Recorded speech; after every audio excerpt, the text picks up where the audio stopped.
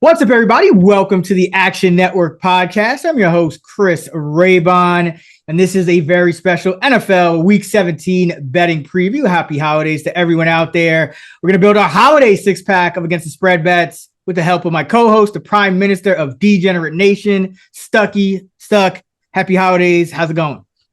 Yeah, Merry Christmas, Happy Holidays to everybody. Another losing week in the NFL. It's just not my year. It's I was unbelievable. worse. I was worse. I was My only win on Sunday was Raiders as a favorite. Um, yeah, worse.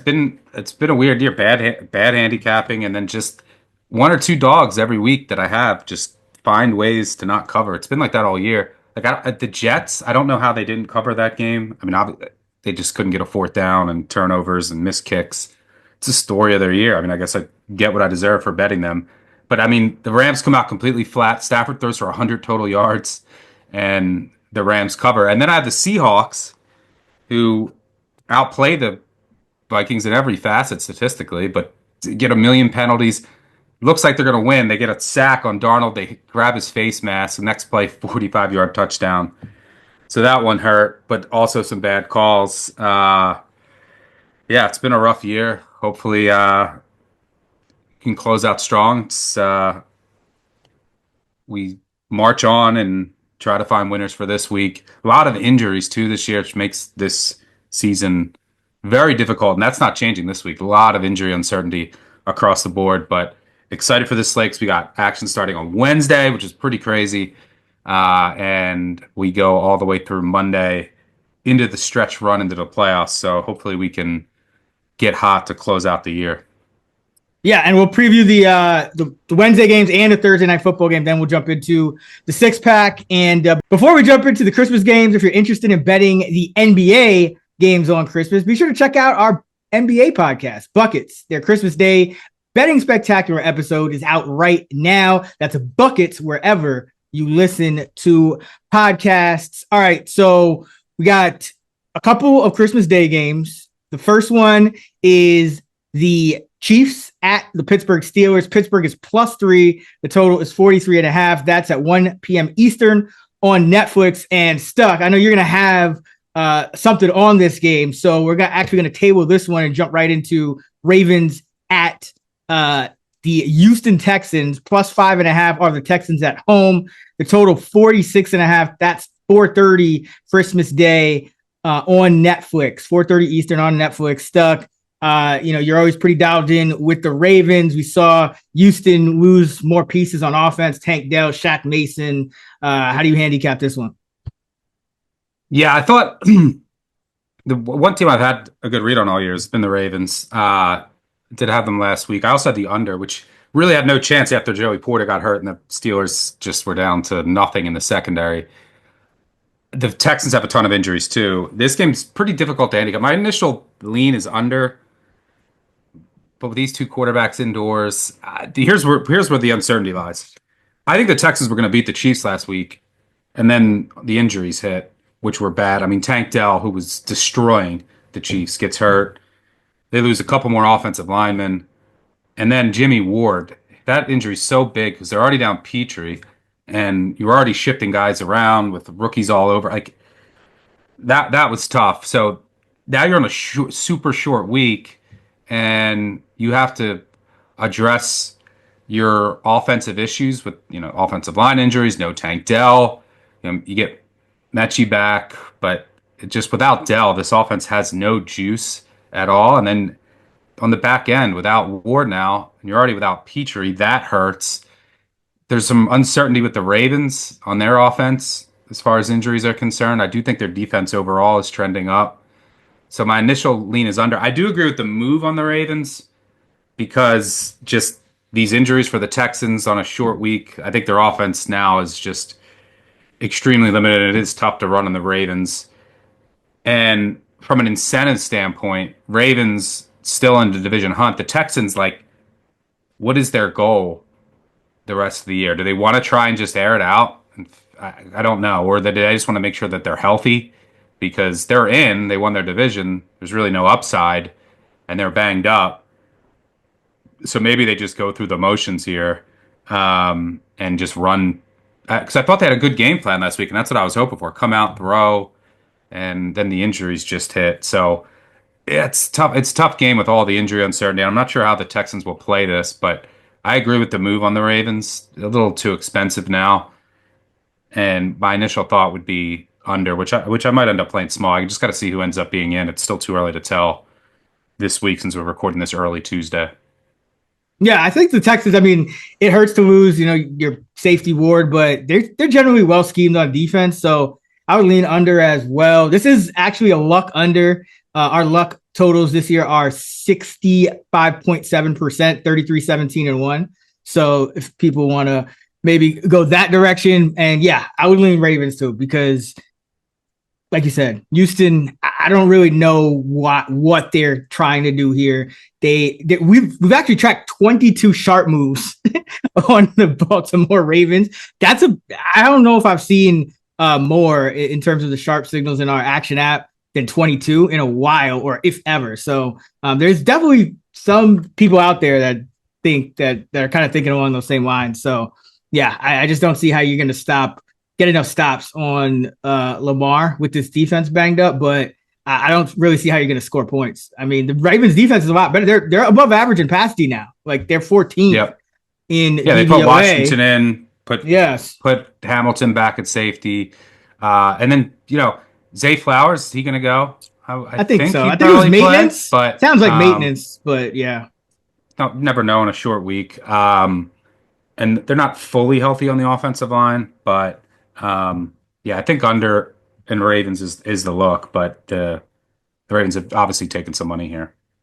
Yeah, probably like a 34-7.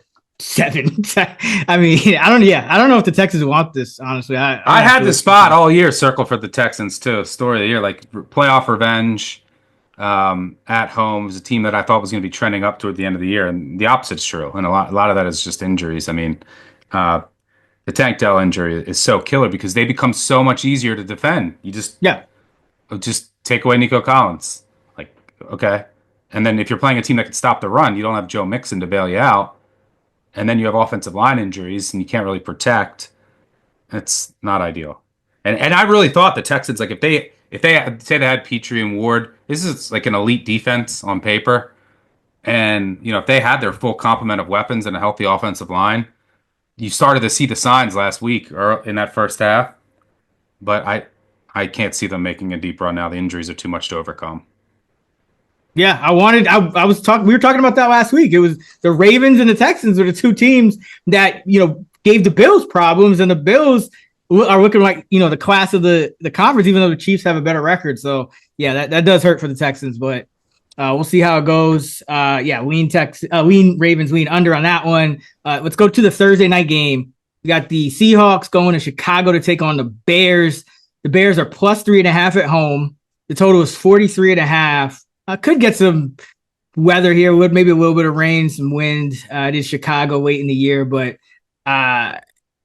this Bears team, I would like to They're take down them 20-0 every game. But yeah, they're coming out more unprepared under this Thomas Brown than they are under Eberflus, so it's really tough with them.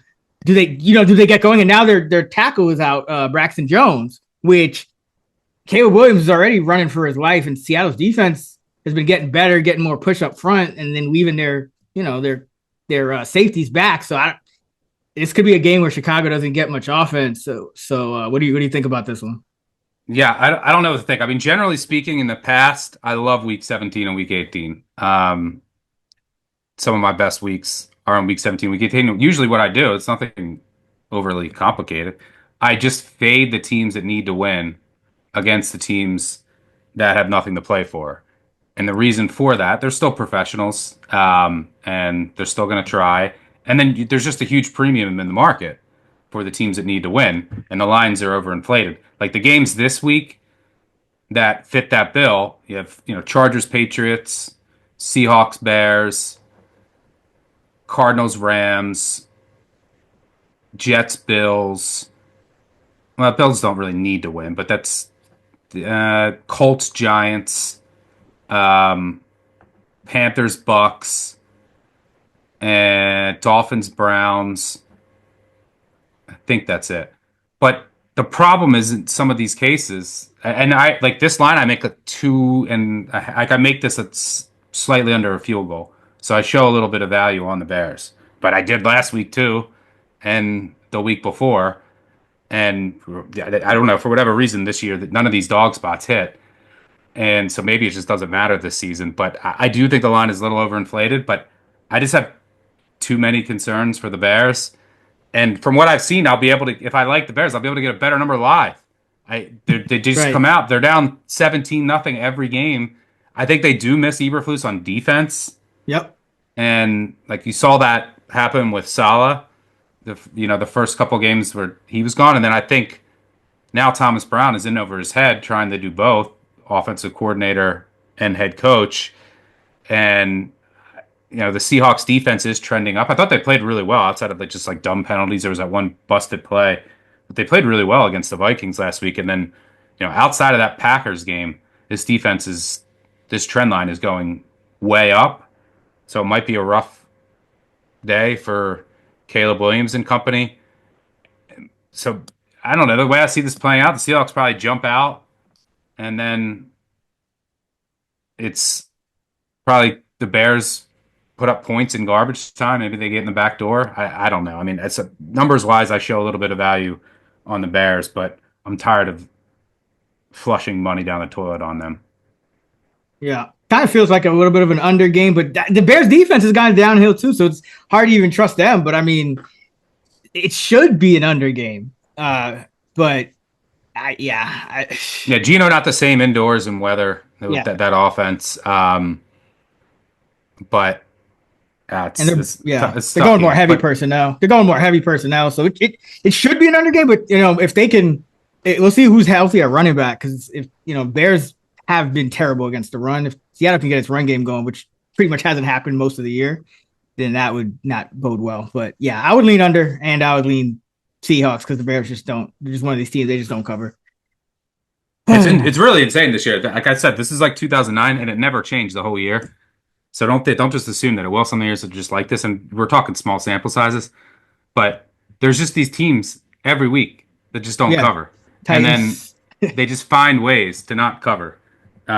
Jets, Bears are one of them. Doesn't matter how much money these teams take. It's just, and then there's certain teams that just cover every week. It's pretty wild because in the NFL, it's usually never like that. It's insane. But I do think this year, I have to do a deeper dive, but I do think this year, there are things going on the field that could be kind of changing the environment of just the modeling the sport as a whole, like the starting field position from these new kickoffs. Everyone's getting like if let's say you're a favorite, if you're a favorite, you probably have a better offense because offense is more predictable and thus goes into the numbers more.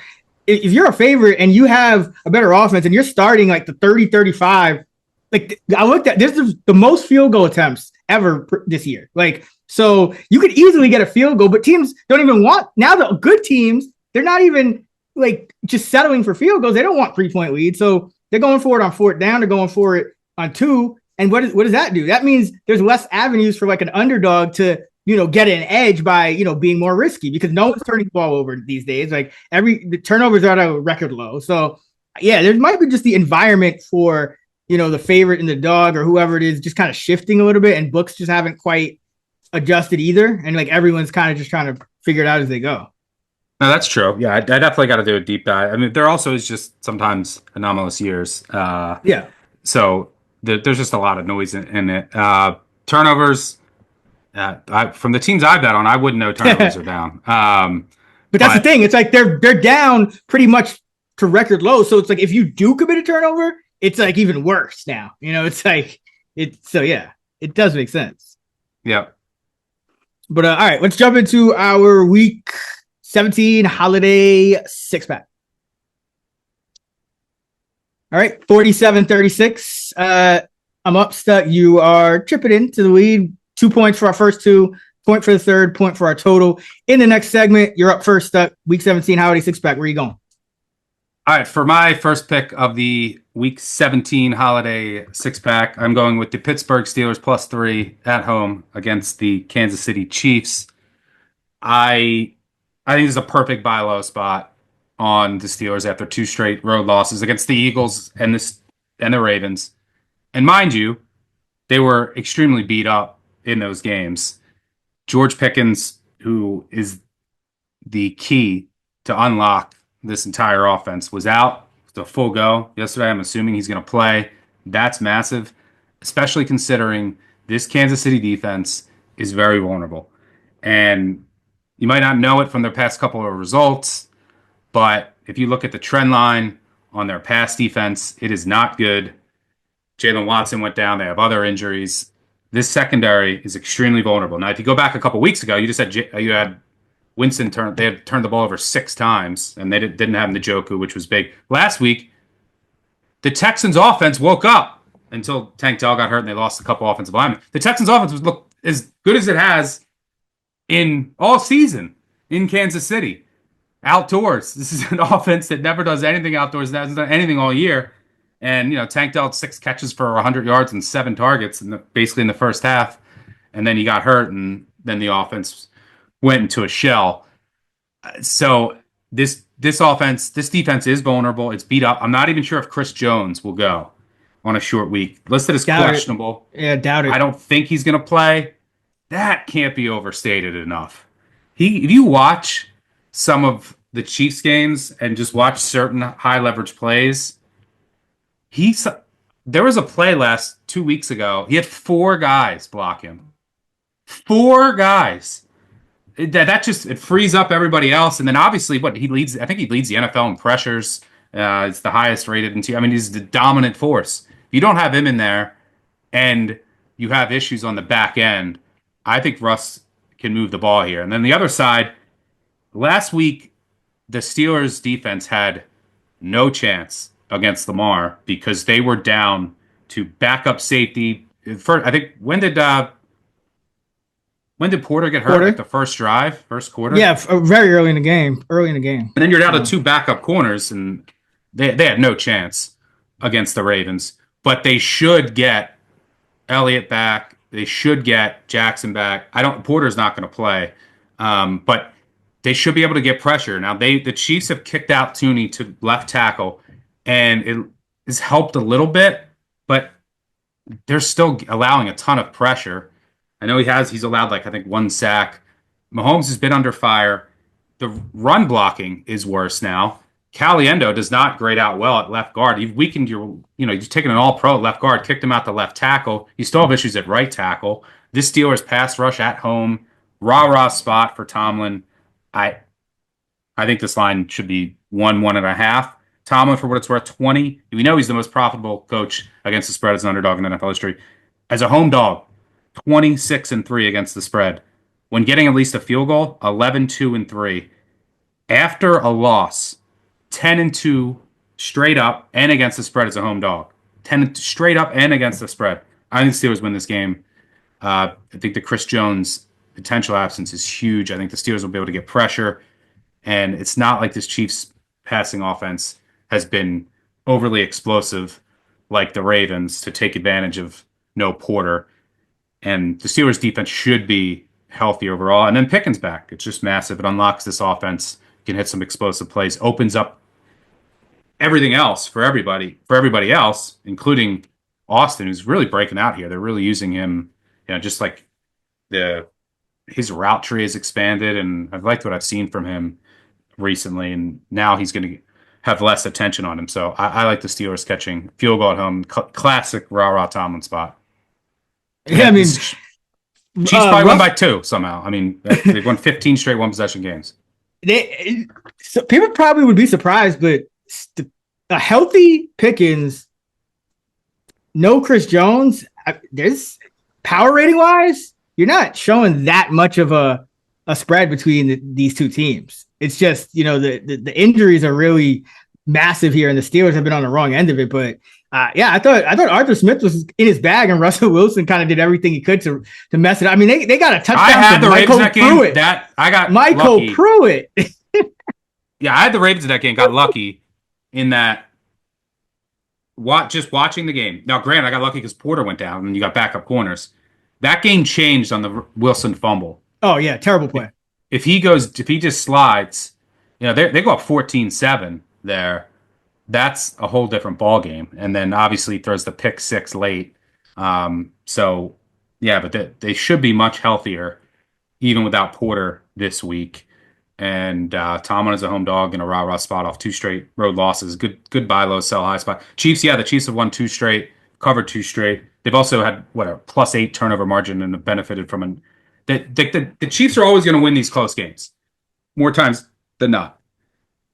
So they have been somewhat lucky. You can't say they haven't. I mean, the Raiders game, the Broncos game, winning on less. So they have been somewhat lucky. Where I think they've been lucky is that people don't talk about enough is injuries on the other team. Like every week, the teams just get these insane injuries along the offensive line, key position players. So hopefully the Steelers don't lose their 3 starting offensive linemen on the first drive, and hopefully we get some home cooking with the calls. And there were some bad calls on the Texans last week that changed that game. It's PI and D holding. So yeah, I think this is a good spot for the Steelers. Yeah, no, I agree. Like the Steelers here. I think the Chiefs. I mean, it's gonna come at something. Like, are they gonna go 16-1 with just? I mean, I don't know. They might, but I don't know. All right, let's go to my first pick, the second overall of the Week 17 Holiday 6-pack. Going with the Carolina Panthers +8 at Tampa Bay. Since Bryce Young was reinserted into the starting lineup, Carolina 3-4 straight up, 6-1 against the spread.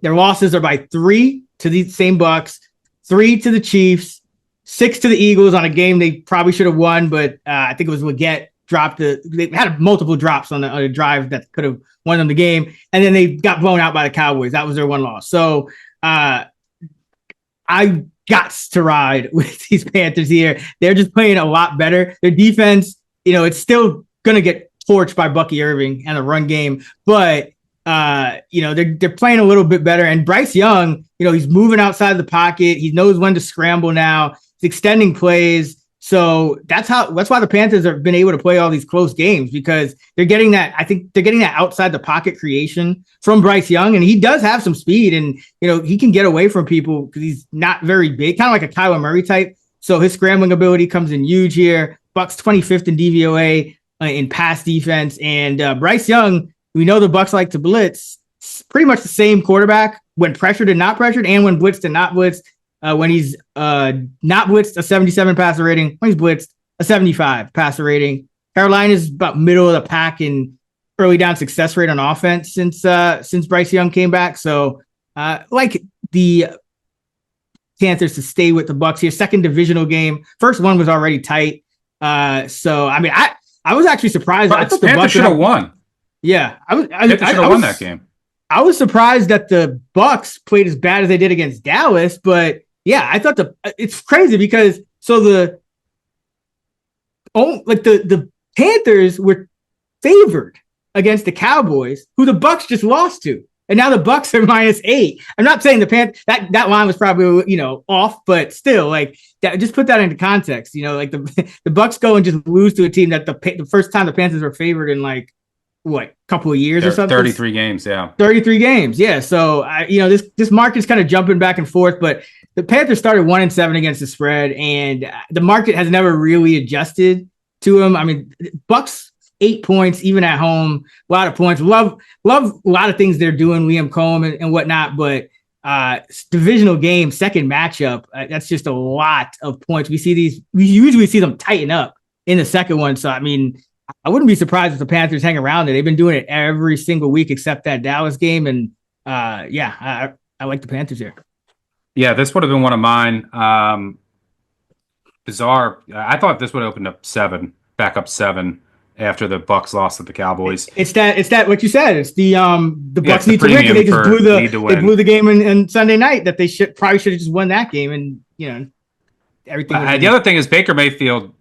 Evero, the Panthers defense coordinator, owns Baker Mayfield. He cannot figure out this defense, and it's not like the Panthers have had a good defense this year. Last was better, but last year, here's his last 3 games against the Panthers: 20 of 32, 137, no touchdowns, no interceptions. They won 9-0.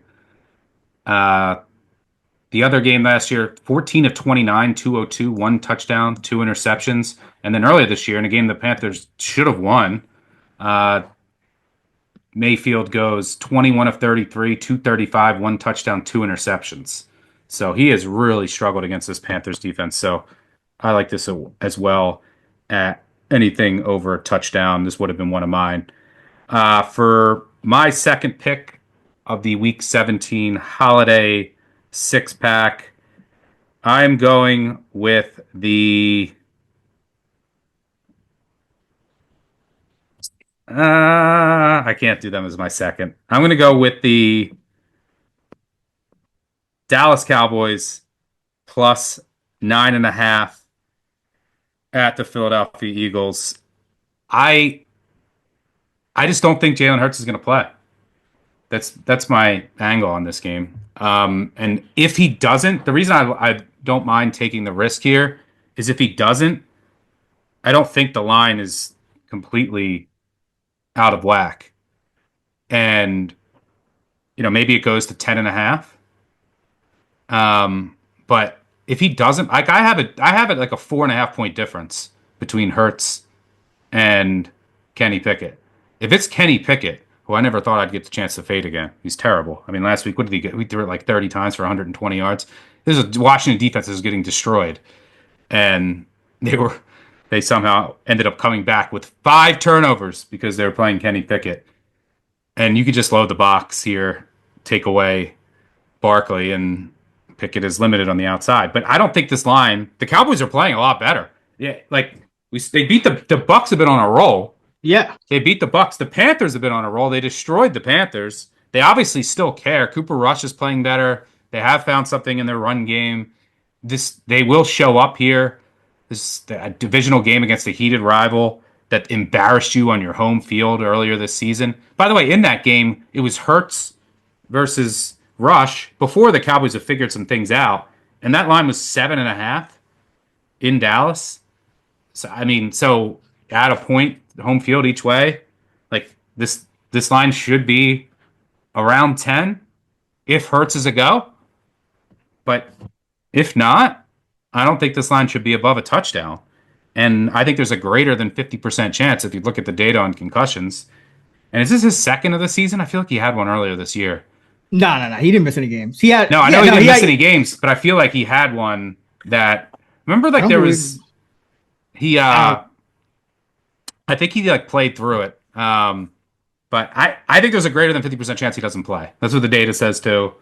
So I'm curious your thoughts. Do you think he plays? Some like people are telling me, so people are kind of read the market, and there was some like sharp moves on this line on the Eagles. So there's somebody out there that thinks he's going to play. I don't.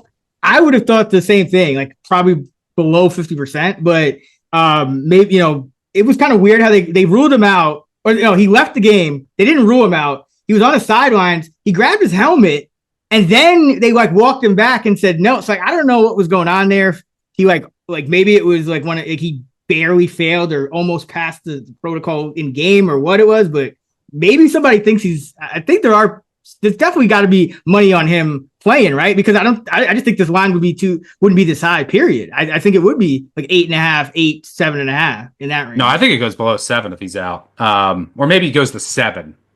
But I personally would have it. What do you have the difference between Pickett and Hurts? I have 4.5 like points. 5 points, yeah. Yeah. So he's hurt too. Pickett's hurt, by the way. Yeah, it could be Tanner McKee. So, yeah, I'm willing to take the risk here. If Hurts plays, see, here's the thing: if Hurts plays, I don't like. I'll have a bad number because this will close double digits. Not crazy, but I don't think I'm dead. No. It's a divisional game, second matchup, Yeah. The only thing is the Cowboys got to figure out how to move the ball though, because that was what do they have 45 passing yards in the last game? Yeah, that was ugly. Yeah, 23 attempts for 45 yards or something crazy. Yeah, it was bad. So they figured out some things since they've gone more to their. They've changed their offense a bit to kind of better suit Cooper Rush. So yeah. Maybe someone knows something I don't know. I mean, I saw like LaShawn McCoy on the show said he's not playing. I don't know if what if McCoy knows anything, but just if you go based on the data, the percentage of players who don't play the week after, and it's not like there's a need to rush them back here. I know you want to clinch the division, but you have the Giants at home next week. And so I don't know. I'm willing to take the risk here. Where are you going next? Okay, for my second pick and the fourth overall of the week 17 holiday six pack, going with the Denver Broncos plus 3.5 at the Cincinnati Bengals. I still like it at 3. Obviously, 3.5 would be ideal here, and those are out there. Denver is the better team on paper, 9th in DVOA. The Bengals are 17th. Both teams have been trending up. Denver 6th in weighted DVOA, Cincinnati 13th. So still about a 7-8 spot gap, no matter how you slice it on paper. But the reason I like this matchup is we know Joe Burrow is going to, put up points. You just got to try to limit him a little from putting up, 40 plus. And we saw the Browns do that last week. The Browns tend to have a lot of success against Burrow. They tend to play a lot of man coverage. That's what Denver does. Denver's number 1 in man coverage rate. So if you look at Joe Burrow this season versus zone coverage, 8.4 yards an attempt, 0.29 EPA per dropback. That's second. Versus man coverage, he goes from 8.4 to 6.8 yards per attempt, and his EPA per dropback drops from 0.29 to 0.09. So a pretty big drop off. And Denver's a pretty decent man coverage team. They do have some guys that could play back there. Surtain obviously is the main one, but then let's turn it around. So all I need is, Burrow to not be just 45, 50 point super Burrow, because on the other side, Cincinnati's pass defense, 27th, their defense is just bad, period. Obviously that wasn't going to show up against Dorian Thompson Robinson or whoever. Yeah, like that just, I would throw that out. So Bo Nix, though, versus below average pass defenses this year, he's faced 7 of them. 7-0 straight up, 7-0 against the spread, 29 points per game for the Broncos, 13 touchdowns, 2 interceptions for Nix, 3 rushing scores. When he faces above average pass defense, points per game dropped by 10 to 19.6, 2-6 straight up, 3-4-1 against the spread. Passing yardage drops under 200. Goes from 7 yards an attempt to 5.9, and the touchdown interception ratio goes from 13-2 to 9-9. So it's just night and day. Bo Nix has looked horrible versus some of the better defenses in the league, and this Broncos offense has looked like it's humming against some of the worst defenses. And this Bengals defense is that to me. Sean Payton was in his bag on Thursday night. That whole game changed on that crazy free kick. Like that free kick, of all the things for them not to, for them to screw up, and it's kind of a reflection on coaching. But Sean Payton, that he was just going nuts in those first couple of drives. All these random running backs touching the ball. So I think he's going to do a number on. I think his script is going to be great on his defense. Maybe if you don't like full game, maybe you play some first half as well. But I just think Sean Payton is going to have, with the extra time to prepare, is going to have some really good scripts and really good schemes for this defense. I think Burrow is going to put up his numbers, but he's not going to be quite as spectacular as he's been against some of these defenses in the league. So give me the Denver Broncos plus 3.5. Sean Payton over 60% as an underdog in his coaching career. Nothing here. I actually was thinking about playing the Bengals, but I make this 3. I thought I was going to get a better number. Injury watch. Riley Moss could come back for the Broncos. That would be huge. Their pass defense is not the same without him. Peyton Hennedy could be back. I need to watch the Bengals offensive line. I know that they said Mims and Brown would be at practice today. If both of them are out, I completely agree with you. Their offensive line without last week, just look at last week. So Brown wasn't out there. When Mims went out, it was a disaster and everything fell apart. So if they can't go, it doesn't matter how magical Burrow is, and you're going against a team that's going to blitz, that can get pressure and can play man on the back end. If those 2 offensive linemen can't go, it's going to be a long day for Burrow, regardless of how well he's playing, because the offense just wasn't the same after Mims went out last week in that second half. Burrow was just he made a couple ridiculous throws, while he had guys hanging on him. The offensive line was not the same. You cannot have I mean, it's you cannot have, I don't care how good Joe Burrow is, you cannot have an offensive line where Cordell Volson already has his flaws, Alex Kappa has his flaws. You cannot have Devin Cochran and Cody Ford as your Yo, tackles. Ford is so bad. I hope Cochran he is bad plays. too. I mean, Uh, yeah. it's bad. So that's what I got to watch there. All Some right, for little things my though. One more thing. I was just gonna say, like the Bengals. I'm starting like T. Higgins played a fewer snaps last game, so there's certain things too. Like maybe they just hold those guys out. I don't know because there's certain yeah, guys that just weren't playing as much. But yeah, where are you going next? I think the Broncos are really overrated, but because Nix is limited, but Nix can excel when Peyton can hold his hand, and this is a matchup where Peyton can hold his hand, and they'll be able to run the ball too, which is kind of where everything starts. Hey, But no, don't get that crazy. I don't know about that. I think Javonte what? Williams unders are still live. Can they Yes. run the ball? No, but I think they'll be able to run on the Yeah, just Bengals. not with Javonte Williams. But yeah, all right. All right, for my estimate overs. Yeah. Well, All anybody right, but Williams. all Anybody. right, for my third pick and the fifth overall, the holiday week 17 pack, I'm going with the New York we claim to play football Giants plus eight Oh and a boy. half at home against the Colts. Look, I have to get one of these dogs that is playing for nothing against a team that needs to win in here. The worst part is the teams that you need to back this week just sums up the NFL season. Like, am I going to back DTR No. against the Dolphins? I can't. Drew Lock is starting. Drew Lock is terrible, but Drew Lock is better than Tommy DeVito. So that's all I needed to say. And again, this is a premium on the Colts because they need to win. I make this 6.5, and I have the Giants power rated at the bottom of as bottom as you could be. Worst team in the NFL, as bad as any team last year. Bottom of the barrel. I can't get over a touchdown here because the Colts aren't good. Do you know how many games the Colts have won by more than one possession this year? None. 0. And they've played the Bears at home. They played the Dolphins and again, they should have lost. They got outplayed.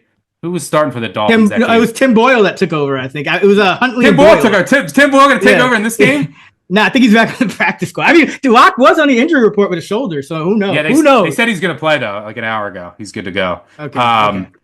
But, yeah, maybe Boyle comes in relief. I don't know if they'll activate him. But, yeah, they played the Dolphins with Tim Boyle. They played, the Bears at home. These are all games they should have lost, too. I mean, at New England, they win in the last second. At New York, they win by 1. They've played some bad teams. Even against the Titans, they were blowing them out, and they somehow almost blow that entire lead. Here's the thing. Drew Lock is really bad. So is Anthony Richardson. If you look at EPA plus completion percentage over expectation, the 3 worst quarterbacks in the NFL that are in a tier of their own are Spencer Rattler, Drew Lock, minimum 100 snaps, and Anthony Richardson. Like, yeah, I need the Colts to win by double digits on the road. I have to take the 8.5 here. It sucks. It's awful. But the Giants' run D is bad without Lawrence, but it's been, and it has not graded out well the past week, but it's been better than I expected. Like, they're at least like fighting. Like against the Falcons, it's not like the Falcons ran wild. The Saints didn't run wild. So, yeah, I just can't get to this number. Here's the thing. There's also a chance if the Broncos and the Chargers win, Colts are eliminated by Sunday. And do they just come out completely flat? I don't know. Regardless, I like it. I'm taking the points with the Giants. Hopefully we can get my one joyous moment of the year was Drew Lock driving down the field Oh and then my getting God. a 2-point conversion. It's the only underdog. Tip ball, 2-point conversion. It's the only 2-point conversion. The only joyous moment I've had with an underdog all year. One more time, Drew. One more time. I just want to tweet the Jeezy gif. I actually have something on this game, so I won't even. But yeah, I kind of. You're gonna agree with me for once on the Giants? I just Anthony Rich. I can't. But then again, it's like I faded him last week. I don't know how the Titans are up 7-0. They're kicking a field goal. I think to go up 10-0 or 10-7 something. I'm like, okay, we're in this. Titans are a point shading operations. Seriously, but aren't the Giants too? I mean, they lost 34-7 to a rookie in his first start on short rest. Yeah, they threw 2 pick sixes. Like that box score is a bit misleading. Yeah. Yeah, you got an indoor team too going outdoors in December. And it's just too high. This should be like 7, not 8.5. I make it 6.6, 6.7, I think. Yeah, I kind of agree, which is scary, which means we're probably both wrong. But we're cooked. Yeah. All right, for my third and final pick and the 6th overall of the Week 17 Holiday 6-pack, I'm going with the Green Bay Packers plus 1.5 at the Minnesota Vikings. So there's kind of a perception that the Vikings are just a better team, but this line obviously says they're pretty much even. Give maybe a point for home field and probably less than that, and then a half point for the short rest for the Packers. But I think the Packers, ever since those two teams played, I think the Packers have overtaken the Vikings in terms of power rating, because if you look at Green Bay, I mean, on paper, Green Bay's now 3rd in DVOA, Minnesota's 6th. Green Bay, if you look at weighted DVOA, which weights the more recent games more heavily, Green Bay's better offensively and defensively and on special teams. So, a lot of people don't still think of Minnesota's defense as, probably top 2-3, but Green Bay's overtaken them. Green Bay is number 3 in defense. Minnesota's 5. And Jordan Love just stopped turning the ball over. They can run the ball on pretty much anybody. And Sam Darnold, I think he's been getting lucky with, them just going on this win streak. Everything's kind of been just cutting it super close. He's getting, the Cardinals, he got there was all those field goals and they didn't go for it as much as they should. They got the break against the Seahawks. So I think this Viking team has been getting a little lucky. I know he has some more picks coming every week. He keeps recovering his fumbles. The interceptions keep getting dropped. And I agree. The secondary is vulnerable too for Minnesota. Yeah. And Green Bay, I mean, they've just quietly been chugging along and kind of building this powerhouse team. And if you look at this Monday night, I know they're on short rest, but they got their starters out of there. Watson is questionable, Jair Alexander doesn't exist. But outside of that, I mean, this defense has been playing really well. Jair's been out since week 11, 10. He hasn't played for half the year, pretty much. And Minnesota, I just think that the two quarterbacks were kind of the same. They were, both of them were extremely turnover prone, but could make big plays and explosives. But Darnold's now cutting it close, and Love has overtaken him in all the advanced metrics. So I think this Green Bay team is pretty much equal, to this Minnesota team, maybe even a little better. In that first matchup, they outgained them 465 to 374. They went down big early, and then it was just like Minnesota trying to hold on to the end of the game. But Green Bay outplayed them for pretty much right before the half to the remainder of the game. They had missed field goals, they had turnovers, a couple of just all types of things that they've cleaned up pretty much since then. Their kicker's better now. Love's not turning the ball over. Their run game's better. Their whole offense, their everything scheme-wise is better. So, and I think Minnesota, as good as O'Connell is, now it's late in the year, second divisional matchup, you can kind of get your bearings. LaFleur, great as an underdog as well. So love the Packers here. I think this is a spot where they could surprise some people and beat the Vikings on the road. Don't mind it, but I don't show a ton of value either way. But I do think the Vikings are extremely overrated right now, and I have the Packers power rated as a top 5 team and better than the Vikings right now. So don't hate it. All right, so that's our Week 17 Holiday 6-pack. We got you got Russell Wilson, Cooper Rush, and Drew Lock. Okay. I mean, luckily, if Russ wasn't Russell this year, I mean, man, that would look even worse. But I got Bryce Young, the second half Bryce Young, Bo Nix, and Jordan Love. So just like a turnover waiting to happen, pretty much for mine. But hopefully we get back on track here. That was our Week 17 Holiday 6-pack. Now it's time for our Coach's Pep Talk. All right, this week's Coach's Pep Talk comes to us from the Holiday Classic film Christmas Vacation. And we got to dedicate it to the Giants, man. I mean, just they got Don't throw pick sixes, please. Yeah, especially not two. So I've been like, all right, yeah. If Jameis just does, even when Jameis throws pick sixes, it's like he still covers at like a 60% clip, and as a dog. And of course, no, didn't happen. So hopefully you have better luck than me with these pick sixes. But let's get to our favorite total of the week. You went first for the 6-pack, so I'll go first with the total, and I'm going with that Colts Giants under 40.5. Maybe see if it gets to 41. About 70% of the bets and handle coming in on the over, according to the public betting data tracked in the Action Network app. So it's only Wednesday, so I could see this touching 41, which is a key number, but like it at 40.5 nonetheless. I just think you have an outdoor team in the Colts that they might either going to be eliminated or they're going to have to win, and they're going to have a lot of pressure. Could be a little tight on the road. Outdoors, Anthony Richardson can't complete passes indoors. Outdoors, MetLife is going to be a little bit of a swirling wind potentially. And you're right, the Giants, they didn't give up a ton of explosives to the Falcons. The yards per carry was respectable at the end of the day. Really, the reason the Falcons had 34 points, and they did miss, I think, a field goal, but they had 2 pick sixes. So I think this Colts defense is playing a little better. I don't think the Giants get a ton on offense. And yeah, I just think, Anthony Richardson's been, he's been having games where they put up, 38. They put up 38, 28.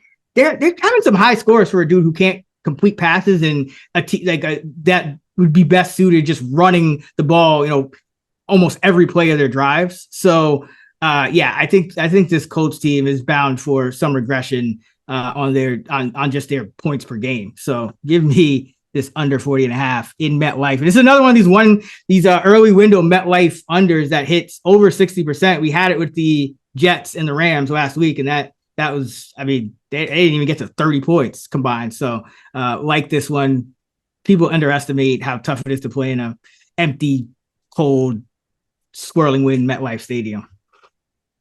Come on, Giants, just pull this outright too. Would be nice for if the Bengals do indeed beat the Broncos for the Bengals playoff chances. Although the Dolphins will need to lose, would need the Jets probably, because I don't think the Browns are going to beat the Dolphins. But that's where I'm going. My total under 40.5 in Cleveland.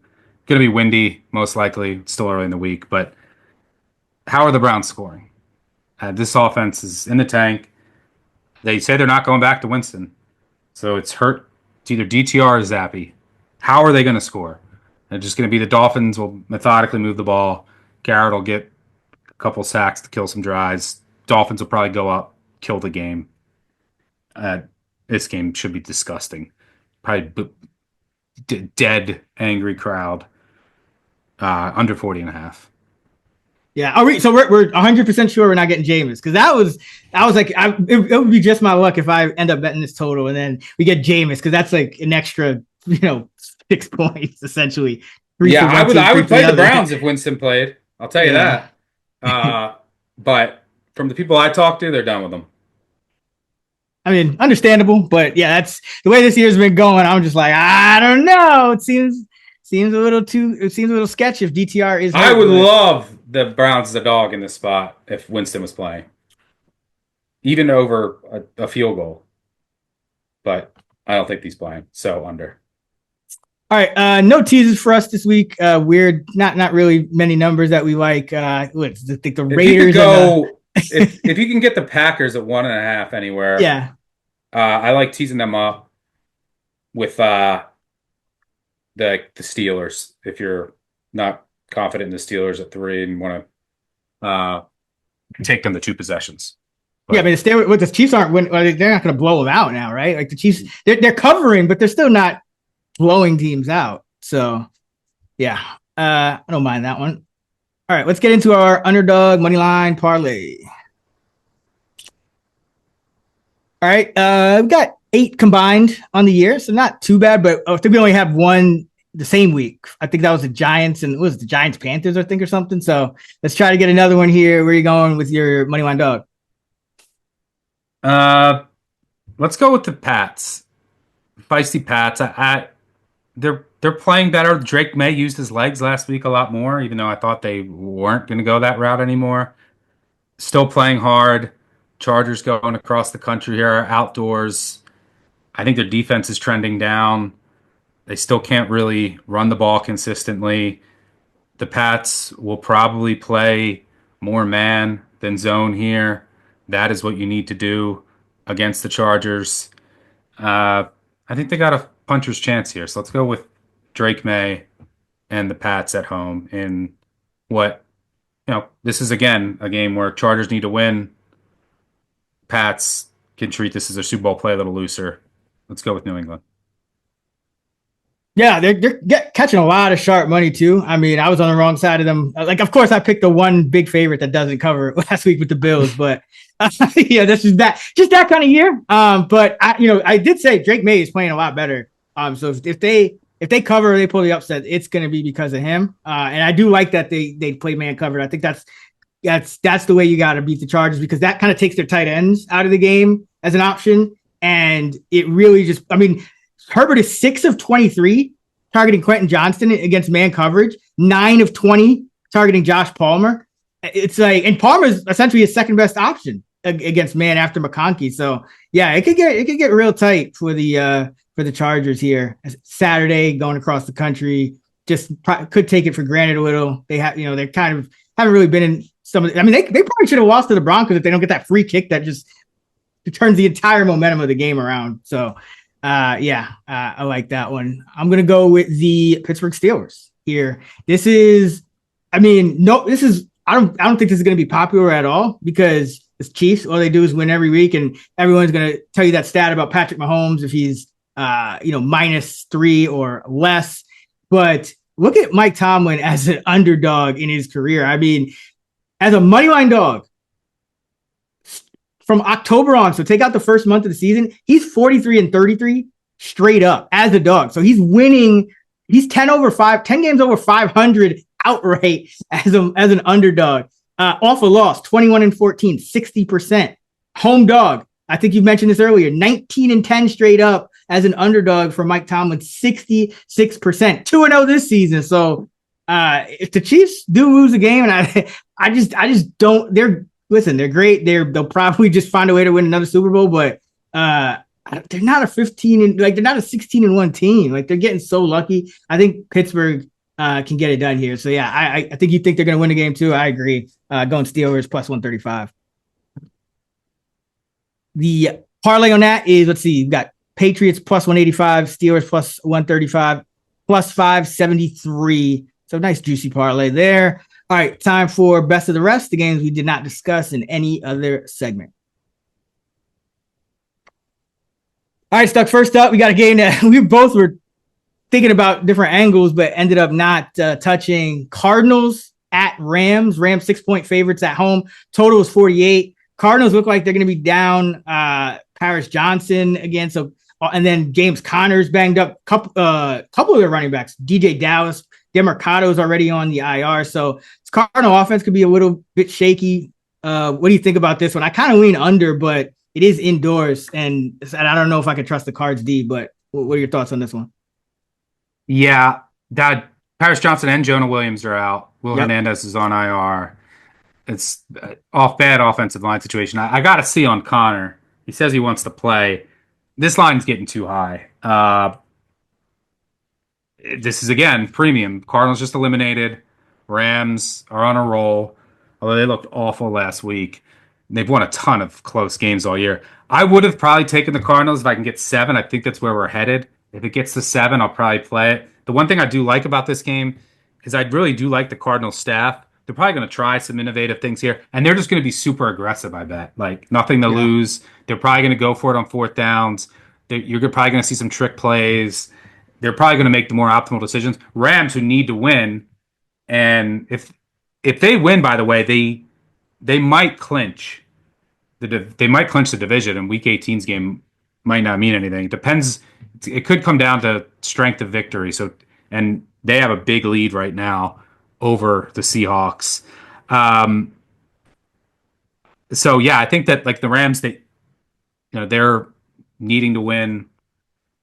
Might play it a little closer to the vest, you might see them like settle for field goals, be a little bit more conservative. But the Cardinals are just one of those teams that you just every week, what are you going to get? I don't know. But if this gets up to like 7 plus, I think I might dabble with the Cardinals. Yeah, and that's why I ultimately stayed away from the under, because I do think the Cardinals just kind of come out more aggressive. They're not going to really, there's not going to be another repeat of those field goals against the Vikings, I don't think. But the Rams, they are kind of playing to the under these days because they're just running so much. But indoors, a little different. They probably, they've looked really bad in 2-3 outdoor games of late. Indoors, they'll probably be able to do some things against this Cards defense as well. Yeah. All right. Next up, we got the zone. They're going to play zone on the back end. That's what Murray can have some success. I just worry the Rams pass rush is also trending down. I think some of their young guys are maybe hitting a bit of a wall. But with the offensive line injuries, are they just going to be able to get to Murray right away? That's my concern. But he can use his legs here. Yeah, he hasn't been doing that as much. It's been a weird season for him. But Jets at Bills. Bills favored by 10.5 in Buffalo. The total is 46. This is another luck under, by the way. Always hesitate to play unders on the Bills, though. I know it was like a 45 last week, but this is tough because I feel like probably a few too many points, for the Bills here. But like you said, the Jets just find ways not to cover. What do you think? What do you think of this one? Yeah, we don't know the status of Aaron Rodgers, who got banged up last week, hurt his knee. I would think he's going to play, and if so, this line's too high. But it's a tricky game because the results earlier in the week will impact this game. If the Chiefs win, the Bills are locked in to the 2 seed, and they're not going to rest Allen or anything. But he's dealing with some things. Some other guys been dealing with some injuries. Do they just go closer to the vest, more conservative, if they're already locked into the 2 seed? Let's not risk as much. That could be the case. What happens with Rodgers? I don't know. It's a bit too many points, but too much uncertainty now for me to get involved in. Yeah, and I remember a game where the Bills, I think, had playoff seeding locked up. I think it was week 18, and so they only played their starters for a quarter or a half.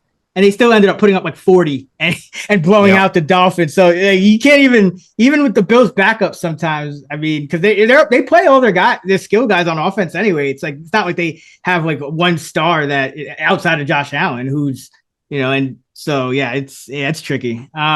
Raiders at the Saints. Speaking of tricky, the Saints are also Quinn Williams, Sauce Gardner. You got to watch some of the D injuries for the Jets too. Yeah. Raiders Saints +1 home dog. New Orleans coming off that 34-0 shutout. Usually you see that should be an auto play.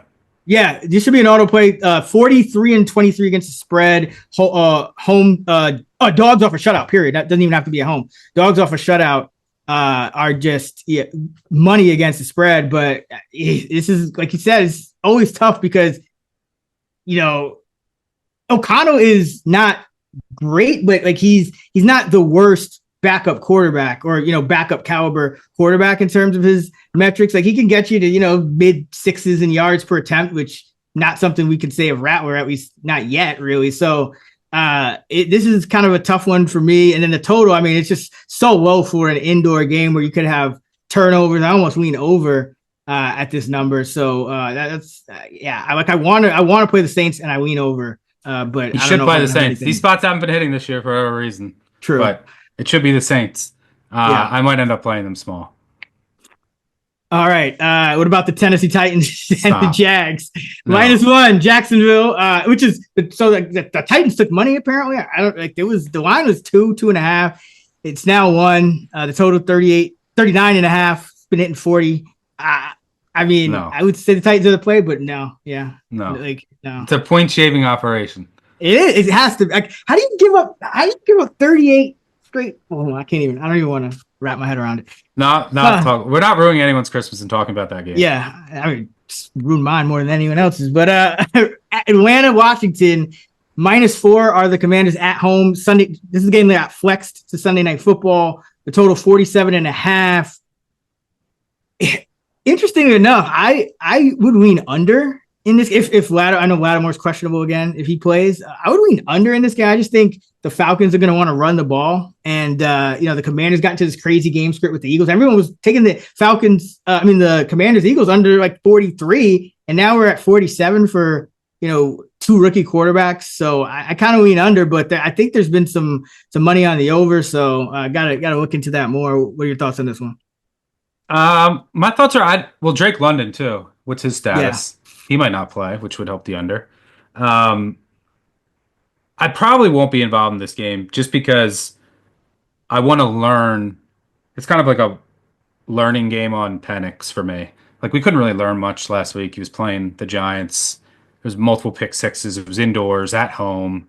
This is the game where I show a little bit of value on the Falcons from a pure numbers perspective, but I just don't know enough about Penix yet to trust him in his first road start. But it would be Falcons or nothing for me. I don't hate the underlook.